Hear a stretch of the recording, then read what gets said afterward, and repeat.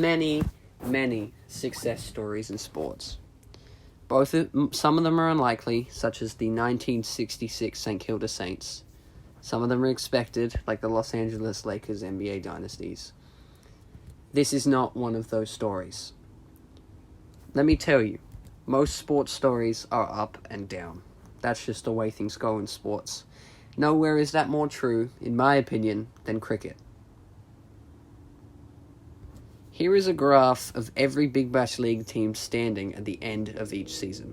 Apart from maybe the Perth Scorchers, represented by the green line here, who have been consistently good, every other team has been up and down. This has no real bearing on our story today. It's just to show that in cricket, inconsistency is common.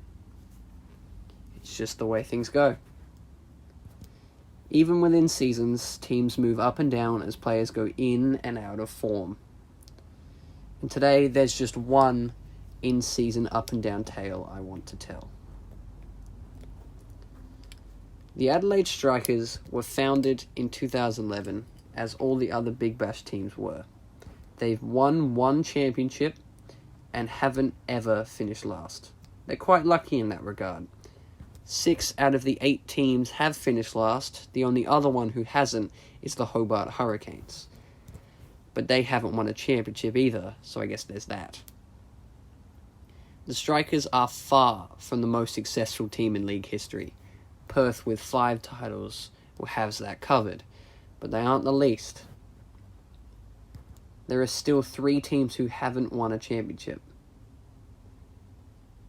They're very middle of the pack. That's probably where you want to be. This isn't a history video. It was going to be, but then I realized I was way in over my head and started writing this script instead. I've never really been good at writing scripts because I'm not good at writing the way I talk. I'm going to give it a try this time though. But, this isn't about me. This is about these guys. And what they managed to do in one 14-game season. How they managed to break world records and still consider this season a catastrophic failure.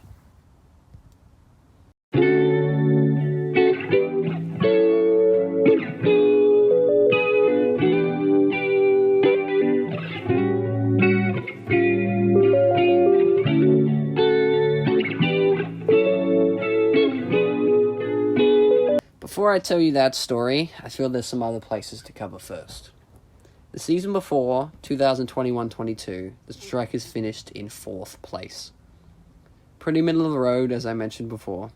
The top 5 of that season would go on to play finals, and the Strikers would make it to the Challenger. The winner of that game would go on to play the Perth Scorchers in the grand final. Because who else other than the most successful club in league history? That's a story for another time. The Strikers' opponents on this day would be the Sydney Sixers. The Sixers were the second most successful club in league history with 3 championships to their name, including the 2 leading up to this year. It was also on their home turf. They had every right to believe this game was in their hands. They send out the Strikers to bat first, and they post a total of 167. A relatively decent score with a high score from Jono Wells at 62. That was defendable. They knew they could defend that and go on to the grand final next week. When Sydney walks out to bat, it stuns pretty much everyone when fast bowler Hayden Kerr walks out to open the batting. The cocky bastards.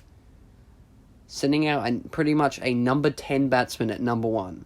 The unbelievable confidence they must have that they can win this game. Because of this, Hayden Kerr is pretty much dismissed as a non-threat by the Strikers bowling unit, instead deciding to focus their efforts on an actual known batsman, though not quite known for the right reasons. That being Justin Avendano. Avendano doesn't last long. He hangs around for all of 8 balls before he's sent back to the sheds for just 1. Several other batsmen come out and get dismissed. Jake Carter for 10, Henriques for 13, Dan Christian for 1, Sean Abbott comes out and makes a good dent with 41 before he, too, is sent packing. Ben Dwarshuis cops a diamond duck, something not all too common. All this happens while Hayden Kerr stays foot to the pedal, racking up runs and refusing to be dismissed. Not literally. I think if he refused to be dismissed, he would be kicked out of the game. Jordan Silk, an all-rounder, walks out to the crease next. He lasts one ball before the injury he copped earlier in the game flares up and he can't run anymore. With just 4 runs needed, Jordan Silk has to A. Either keep running and potentially make the injury worse, or B. Find a loophole in the rules and switch him out for another player. Can you guess what they did?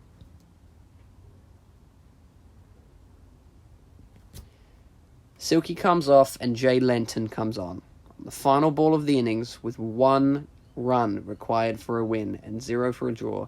Game and season hanging in the balance. Hayden Kerr knocks it onto the long boundary and he holds his breath. The Strikers miss field and they're home. They win by the barest of margins. Hayden Kerr, the non-threat, made 98. They don't win without him. But Hayden Kerr never opened again, and Jay Lenton never played another game. They didn't need to. They'd done enough.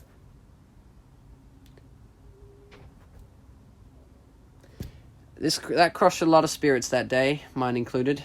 Sydney played Perth the next week for the championship and got the shit kicked out of them. No, it's not like the result of this game would have had an impact on that game anyway. Had the Strikers been there instead, I'm sure they would have had the shit kicked out of them too. But what it did impact was a lot of Strikers fans asking, what if next year was our year? This is the story of that year. I promise you we're getting there.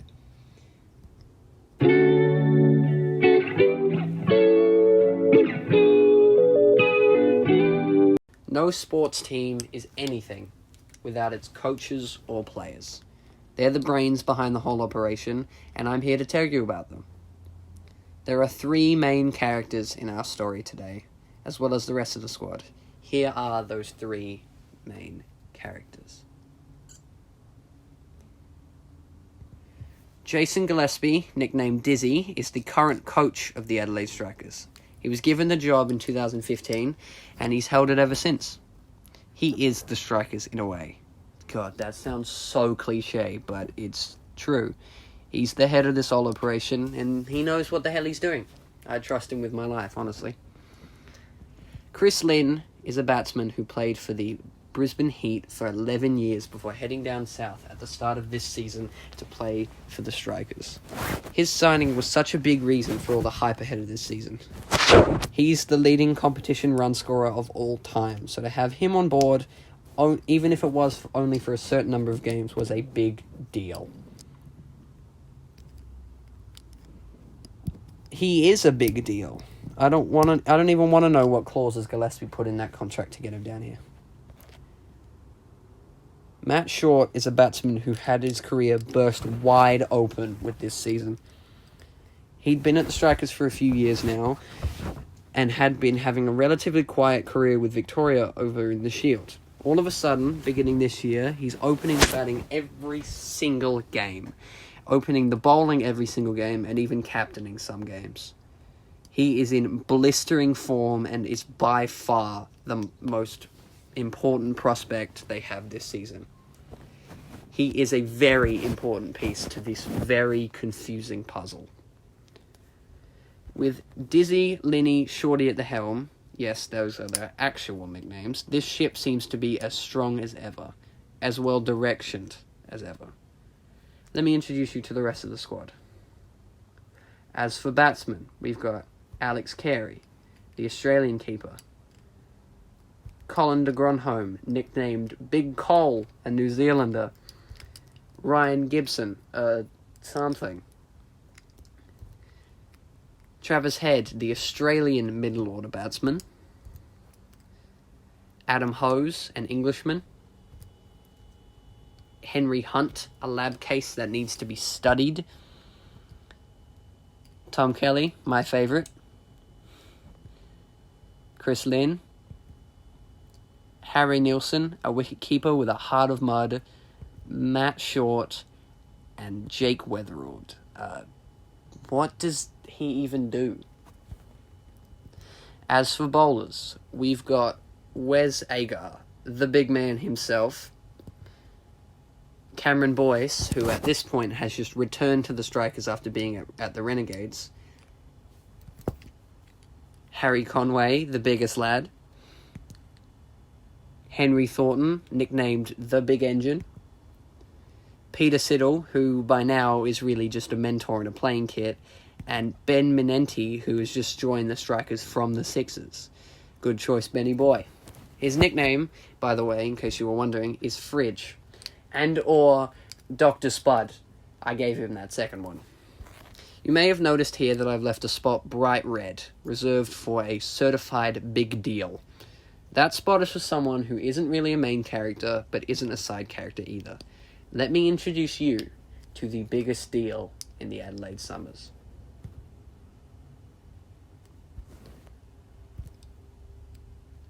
Rashid Khan is the number one T20 bowler in the world. He is simply amazing and just last year he had the third best figures in Big Bash history, pulling out a 6 for 17 against the Heat. And so, when the Big Bash announced there would be an overseas players draft, the Strikers snapped him up as soon as they could. The fans love him, the team loves him, he loves it here. He is a big, big deal, and to have him playing his now 6th season in blue is a big deal. It seems like the pieces are falling into place.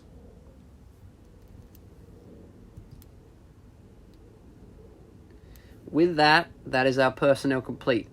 All of these players will star in one part of the show or another. As for Matthew Short, he's the star of it.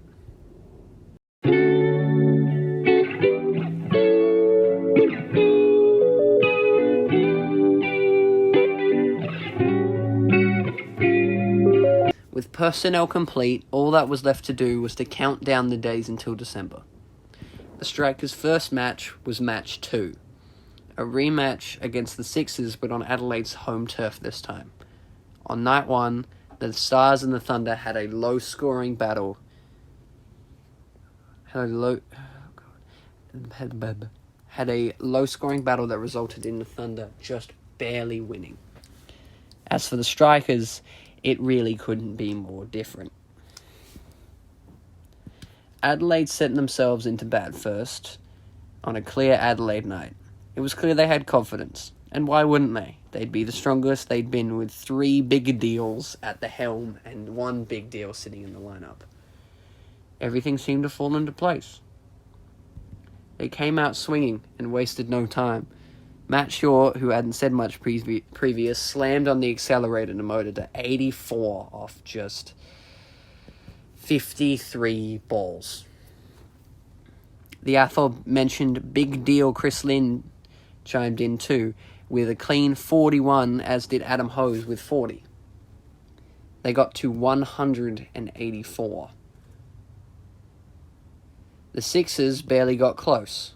Hayden Kerr chimed in with 13, but other than that, the whole team looked so far removed from the team that won the Challenger just 10 months before. What happened? That's a story for another time. Why do I keep saying that? I don't plan to do this again. The Strikers, off to a 1-0 start, had every right to be confident. 2 of their recruits, and as well as Shorty, looked incredible. It certainly wasn't the best a cricket team had been, but it was the best their cricket team had been. And then that question came back. What if it was our year? What if we were the team of the competition? It had only been 1 game, but questions were being raised. And then it happened.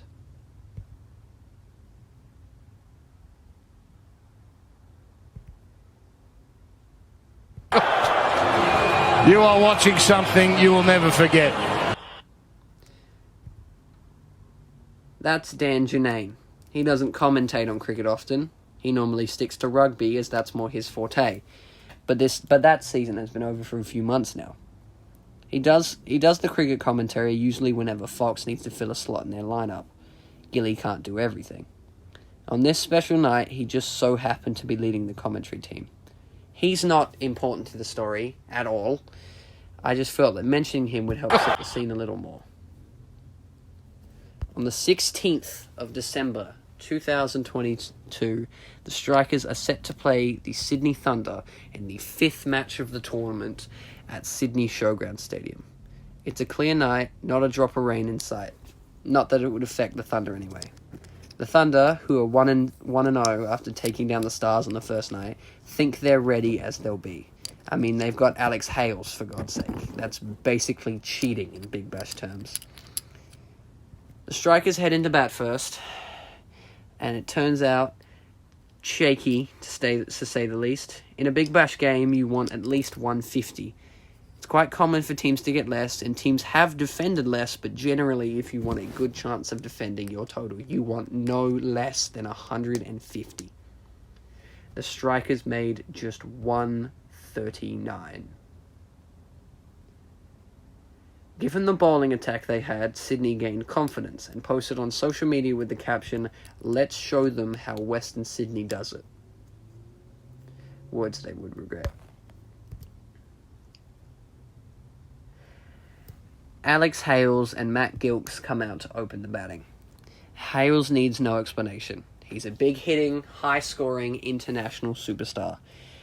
Gilkes, on the other hand, is just some lad they pulled off the Sydney streets. He's just a guy. That might be an exaggeration, but it's not when I say he pales in comparison to Hales. I'm probably also overstating Hales here too, but I need you to know he's good. They face up, and 3 balls later, Gilkes cracks it straight to Adam Hose at point. He's gone for a 2-ball duck. Riley Russo joins Hales at the crease, and they make it 4 balls together before Russo is caught by short at slip by an absolute screamer. Genuinely catch of the summer stuff. Hales is stunned that it has happened just before he is quickly joined by his captain, Jason Sanger. They have a short talk and discuss it before 2 balls later, Sanger himself is also walking back. 3 for 5. This is proper madness. 3 for 5 is already a shambolic place to be in, but with sturdy middle-order batsman Alex Ross heading out to join Hales in the middle, the team has a small glimmer of hope that these two could save them from the hell they're in. And that hope immediately dissipated when 2 balls later, Hales nicks off against Agar and is sent packing. Soon, Dan Sams is gone. 5 for 9. 2 balls later, Ross is heading back. 7 balls later, Chris Green is out. By now, they are 7 for 10, and all hope of anything good is out the window. Gurinder Sandhu goes before Brendan Doggett, who, ironically, a year later would come to play for the Strikers, finally breaks the ice with a 4. And then he falls. And it comes to 10 for 15. I love this game. It encapsulates everything that sucks about cricket and everything that is great about cricket. This was a world record, by the way. This was the lowest ever T20 score in a professional match. That was the first record broken by the Strikers in 2022, and the second wasn't far off. Between the first and second records broken, the Strikers played a total of 5 games. They played in a win against the Thunder, again. They'd also lost to the Heat, Stars, Scorchers, and Hurricanes, which bring their total record to 3 and 4. Not terrible, but not great by halfway through the season. Just 3 days after playing down there in Hobart, the Strikers returned to Adelaide to match up against the Hurricanes again. In that match, they'd gone down by 7 wickets in a pretty comprehensive loss. The spirits had come crashing down a little, but from this amazing start, but again, not too bad. Adelaide Oval was always going to be a happy hunting ground for them. They had one of the highest average attendances per season, and their fans are loud. I should know. I'm one of them. When they played the Hurricanes there again, they had reason to be more confident than they were at Tassie. That confidence was immediately dampened as soon as they made the mistake of sending the Canes in to bat.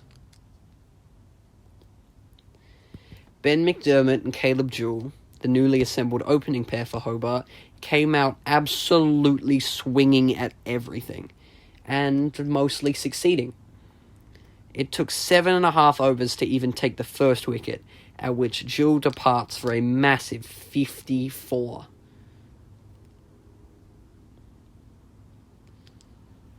McDermott isn't far behind either, and takes off to get to 57 before he goes 3 overs later. Matt Wade doesn't make much of a dent, but Zach Crawley absolutely does, and he races to 54, alongside Mitch Owen and Tim David with 10 and 39 respectively. By the time 20 overs were racked up, the Hurricanes had scored 229 runs, the then third highest BBL score of all time. The Strikers are understandably dejected.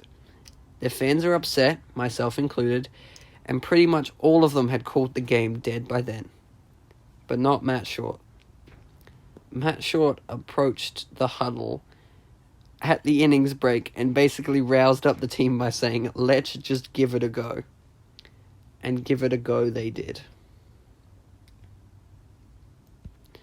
Shorty and Ryan go out to the middle pretty much ready for anything. I mean, with that target to get, what if they got to lose by just giving it a crack?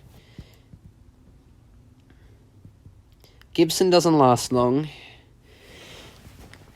He heads off around the time of the second over. Shorty gets off to a steady start, but obviously losing your partner early can be a bit dejecting.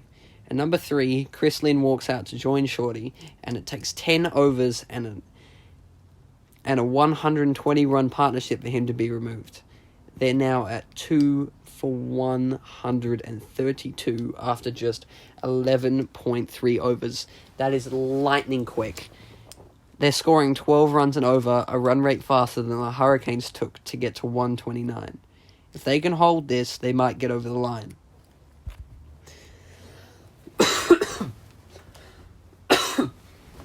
Okay.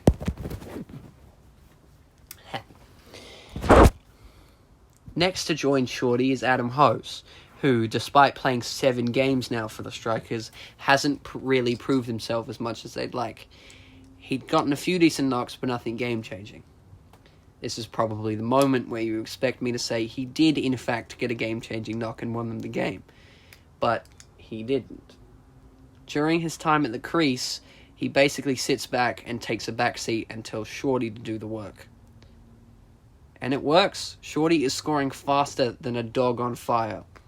Hose and Shorty make 73 runs together, and Hose has 38 of those. A handy contribution, but still less than half.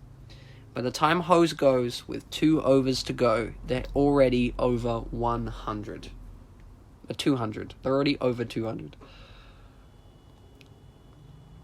They need just 25 runs off 12 balls to seal the biggest rundown in Big Bash history.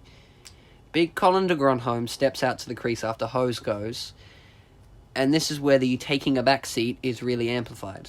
Of those 12 balls, Colin de Grandhomme only faced 2 of them. He didn't need to face many of them. Shorty was holding them up. With 4 balls remaining, Shorty sits on 96 not out, an already incredible knock that has driven them through the innings. They are just 4 runs short on 226. 4 runs off 4 balls. It's extremely doable. Fahim Ashraf is bowling from the other end, and he's been getting carted all night. By now, he's gone for 57 runs off just 20 balls. If any bowler was to give up the game-winning runs, it'd be him. He steams in, Shorty gives it a whack towards the boundary, and all of Adelaide holds its collective breath. The ball speeds along the grass, and it's there. The Strikers win. With 3 balls to spare, they've just done the biggest chase in Big Bash history. And guess who was there leading the commentary team the whole time? Dan Janane.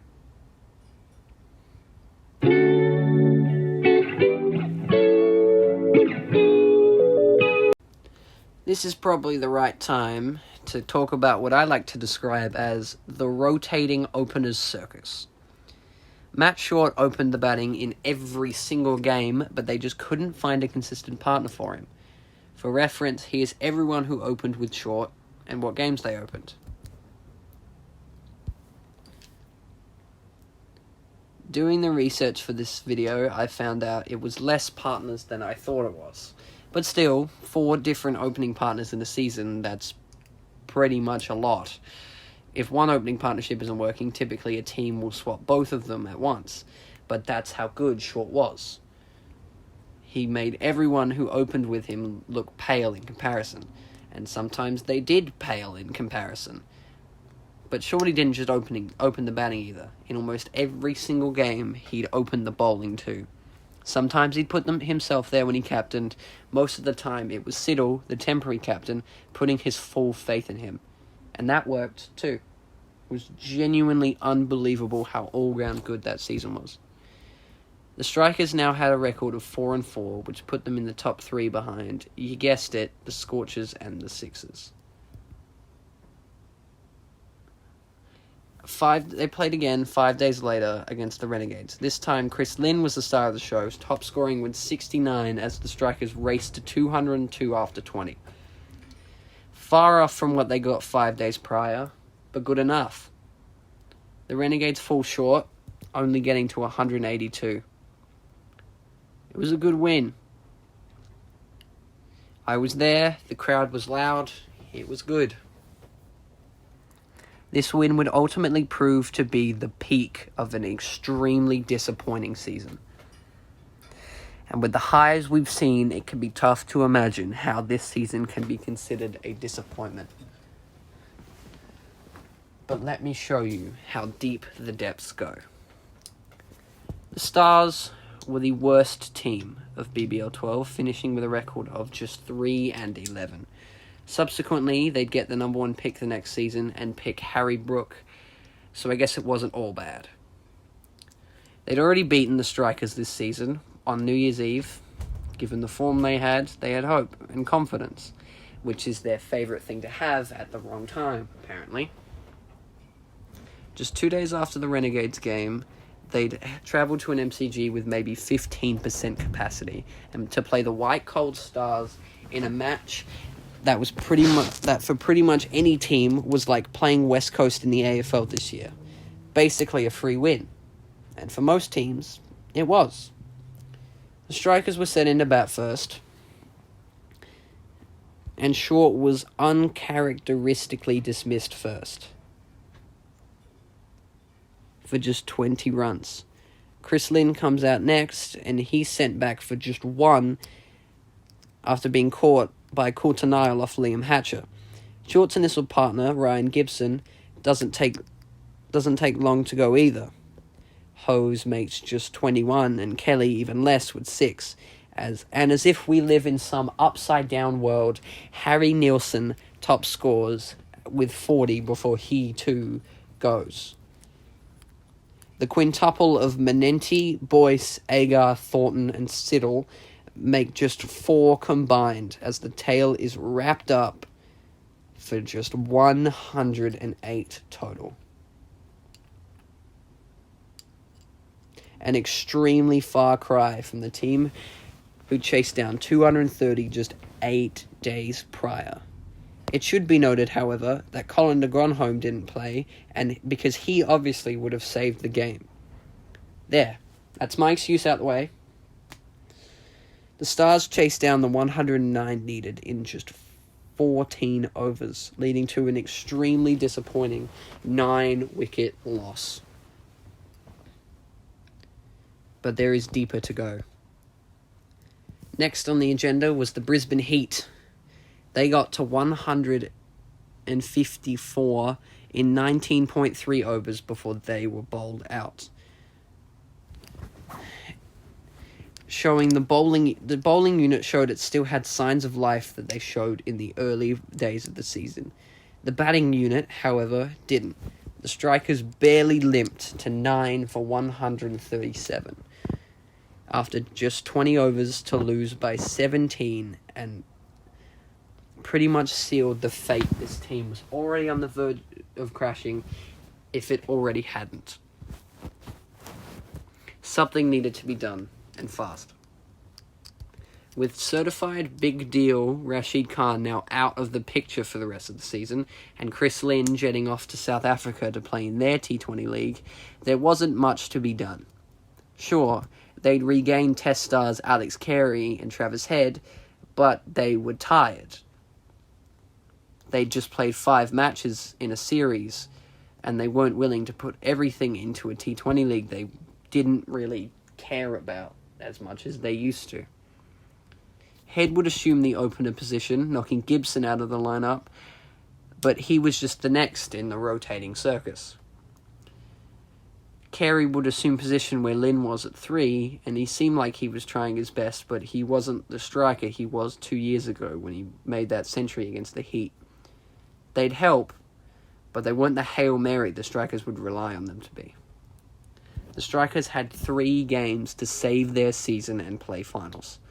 5 out of the 8 teams got to, and if they just got there, everything would be fixed again. Or so they thought. Their next 2 games specifically would be against the Sixers and the Scorchers, who by now had fully emerged as the best 2 teams in the league. Against the Sixers, they'd send them into bat first, which was a massive mistake. The Sixers happened to also have just gotten their Test stars back, including spinner Nathan Lyon and the best batsman of our generation, Steve Smith. He wreaked havoc, an unbeaten and unout century to steal that game before the Strikers could bat. They fell short by 59 runs. The Strikers now had just 2 games left to save their season. The clock was now ticking, with games just against the Scorchers and the Renegades to come. There was a small glimmer of hope. If they lost to the Scorchers but won against the Renegades, they'd make it. Just. But it would be enough to turn their season around. They returned home to Adelaide 3 days later for the Scorchers match, their last home ground game for the regular season. They would play the Renegades on the road. Travis Head and Matt Short took to the middle of the Adelaide Oval, and 1 ball, 2 ball, 3 balls, 4 balls, out. It's how long it took for Matt Short to get out for a duck. Very uncharacteristic of him for that season. Heady was gone 2 overs later for just 9. They sent Tom Kelly out next, and he lasted just 2 overs before he went for 9. Carey went for 1. Hose and de Gronholm added a bit of security with 30 and 11 respectively, but once they were gone, it was all downhill from there. Menenti with 4, Boyce with 3, Agar with 11, and Siddle with 2, who were all dismissed cheaply, and as quickly as it began, it was over, tailed up for just 92 runs. The Scorchers chased it down in just 11 overs. The Strikers had just 1 game to save their season. Just a few moments ago, we were at the peak of this season, when they had chased down a record total and were on a roll. This game was just 15 days after that. This was truly the low point of that season. It would be the low point of many seasons, but the way they were so high and fell so low is a true testament to what can be achieved in a season of sports. But the hope wasn't dead yet. There was still a chance. There was still a chance. They just had to beat the Renegades.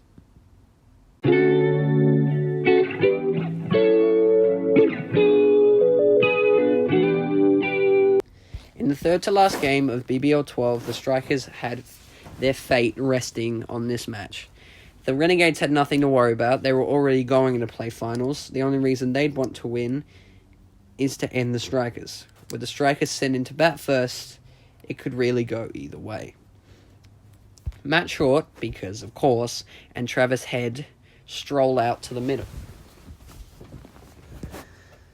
Almost immediately, Short is sent back for a duck. I know what it seems like that Matt Short got out cheaply a lot. But I promise you it's just the bad games. I'm going into depth here. Head stuck around with Carey for a moment before he was gone for 19. Carey may as well be the hero of this story, as he carried the innings on his back. He made 65, with the next highest score being Head's 19. After he departed, it was all downhill from there. Pretty much no one did anything else of note, and before they knew it, 20 overs was up, and they had arrived at 7 for 142. Less than they would have wanted, especially with the season on the line, but it seemed okay. I haven't discussed the bowling unit as much as I have the batters, and that's because they pretty much sat back and did their thing. If a team was going to score well, they were going to score well. The bowlers couldn't do much about that. But today, they had to. The 6-person bowling attack for this game looked like this. Matt Short, Wes Agar, Peter Siddle, Cameron Boyce, Harry Conway, and big Colin de Gronholm. No Thornton, he was dropped for half the season despite taking 5 for 3 against the Thunder. No Menenti either, because they had Boyce, although they had played them both at once earlier in the season. It was weaker than they'd want to be, but probably just enough to get the job done. The Renegades' attack they were up against consisted of Martin Guptill, Sean Marsh, Sam Harper, Aaron Finch, Matt Critchley, and Jono Wells. Cool. So, 2 former Australian Test players in Marsh and Finch, a New Zealand national team mainstay in Guptill, and a guy who had played for the Strikers just the year before in Wells. Cool. Easy. Sure. Consider it done. Shorty opened the bowling, as was typical for him to do. He snagged the wicket of Guptill after just 3 balls, an extremely lucky thing to do. Then, 4 balls later, Agar gets Marsh for none. Siddle struck the next over to remove Harper, and all of a sudden the Renegades fall to just 3 for 16 in the early overs of the game. All of a sudden, if we just zoom out for a moment, everything looks okay. It doesn't look great. It doesn't even look good. But it looks okay. Unfortunately, that's where the good looking ends. Finch and Critchley each get off to a flyer, and Critchley does get run out, but it's not enough. With Finch's 65, Critchley's 35, and Wells's 20, it is enough to get the Renegades home with 10 balls remaining. The Strikers are out of time. Their season is over.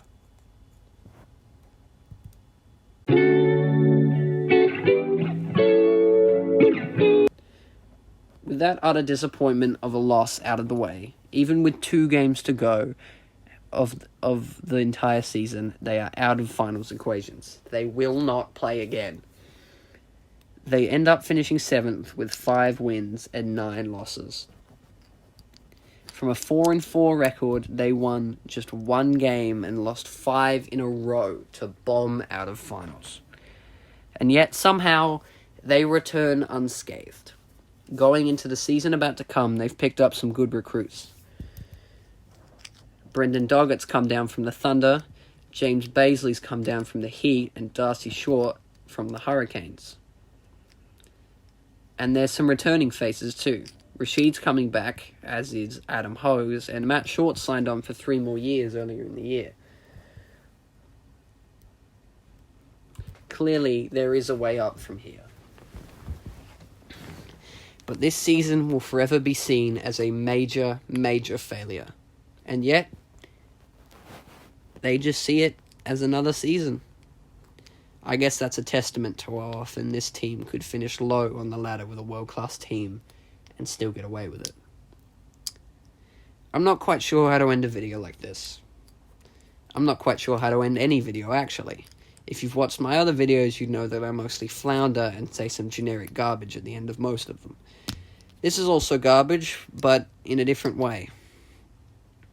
Because I'm 5,000 words into scripting, and I don't know if there's anyone here. I love you guys. I love these players. Thank you for listening to me rant in a different format this time. We'll be back. And some might say that if you zoom out and see the bigger picture, maybe it wasn't all bad.